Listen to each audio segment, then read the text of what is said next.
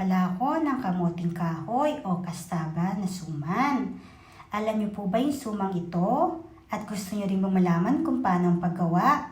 Watch till the end. Ang ingredients po nito ay grind na kasaba, isang lata po na condensed milk. Optional lang po itong latika. Ito po latik yung ginawa ko kanina. At dahon po ng saging. Yan po ay galing pa sa Pilipinas nung nagbakasyon ako. Kaya nakapagpadala po ako dito. At ngayon nga po ay gagamitin natin pambalot sa ating kasaba o suman. Ito po ang aking grind na kamuting kahoy o kasaba ay napiga ko po yan. Dapat po ay huwag nyo kakalimutan na pigain po yan dahil po mapait po ang katas niyan. So dapat po ay tanggalin mo natin yung katas bago po natin timplahan. Kasi po pagdating po nung pag niluto nyo po yan ay yan po yung mapait na natitikman nyo sa ating kasaba. Minsan po pag meron pa tayo niluto o nagamit na kasaba at hindi at merong mapait, ibig sabihin nun hindi nyo masyado siya napiga mabuti. So make sure na napiga nyo. So ihalo na po natin yung ating condensed milk. So isang lata po ang ginamit ko po dahil po medyo marami po yung nating nagadgad o nag-grind na kasaba. So depende po sa panlasa nyo. Ako po kasi bago ko po siya ibalot ay tinitikman ko pa rin po siya kung matamis ba siya or matabang pa. So sa akin, sakto lang po yung isang lata dito. Kasi mabilis po ang absorb po ng condensed dito sa ating kasaba. Kaya dapat haluin yung mabuti para lahat po ay magkalasa. Kaya may part po kasi dyan na hindi siya na-absorb. Kaya may part na matabang at may part na matamis. So haluin niyo po siyang mabuti.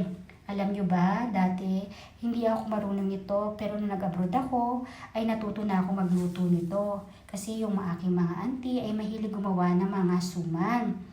At nung nga po na nakita ko naman na napakasimple lang po naman ng ingredients, ay ako po ay nag-try gumawa. At ayun nga po, nakagawa na ako.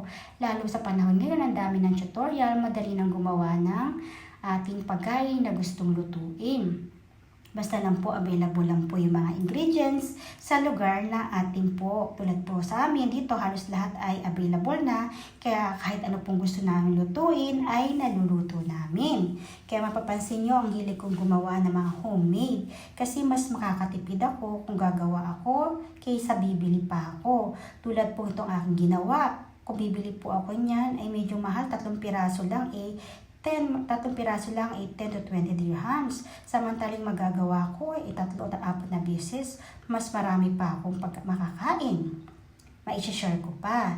So ayan po at ating na nga po na blend. Kaya make sure na 1 to 2 minutes ay hintayin po kayo para po mabuti and then saka nyo po ibalot. So ayan lang po, nilagyan natin sa dahon ng saging. Ilagyan po natin yan ng latik, yung niluto ko kanina.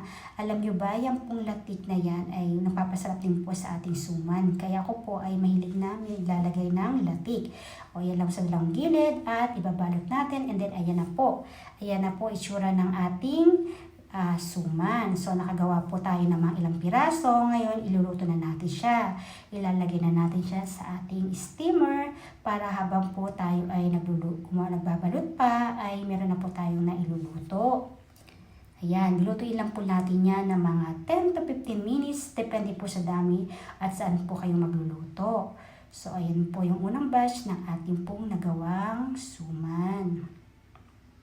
So yung naluto na nga po siya ay ititikman na po natin kung ano pong result ng ating pong suman. So yung pong suman ay mukhang luto na.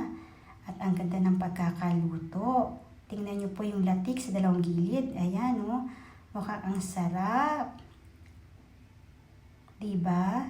Nakapagluto na tayo ng ating homemade suman. So this is the final ang ating pagtikim. Ang sarap, sakto ang tamis at ang pagkakaluto saktong-sakto.